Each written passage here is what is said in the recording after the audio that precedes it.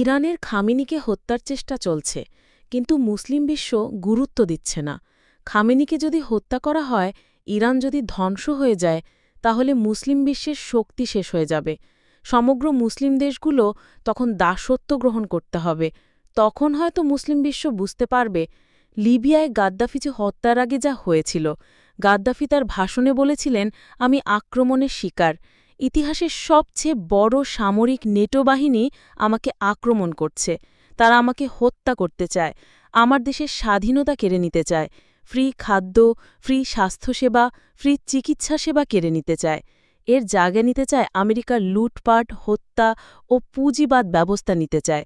তারা পুঁজিবাদী হওয়ায় দুনিয়ার মানুষ কষ্ট পায়। গাদ্দাফি বলেছিলেন, আমার আর কোনো পথ নেই, আমি আমার অবস্থান নেবই, আমার দেশকে রক্ষা করতে হবে, আফ্রিকা ও আরব ভাইবোনদের সহায়তা করতে হবে।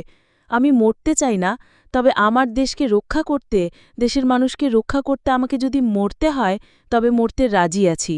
বিশ্ব জানুক আমি পশ্চিমাদের ষড়যন্ত্রের শিকার। তাদের লালসার বিরুদ্ধে দাঁড়িয়েছি, তাদের ক্ষমতার বিরুদ্ধে দাঁড়িয়েছি। আমি জাতীয় তহবিলের অপচয় করিনি।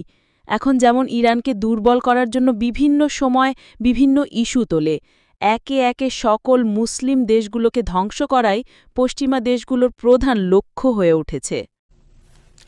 I think there is some surprise that and we don't really know at this stage why. It's possible that the signs they were getting, the sort of public signs from the Iranian foreign minister there and also on to the Europeans, it's possible those public signs negotiate until Israel for the president. It's also possible that they will prevent the Iranians from moving more material away. It seems pretty clear that they've already been moving that material away ahead. The sort of last-minute argument doesn't seem to hold. See what it comes out in the coming weeks. But it is a huge, given his promise. He's promised to foreign wars, the tensions that will create for his domestic agenda, which is what he sees.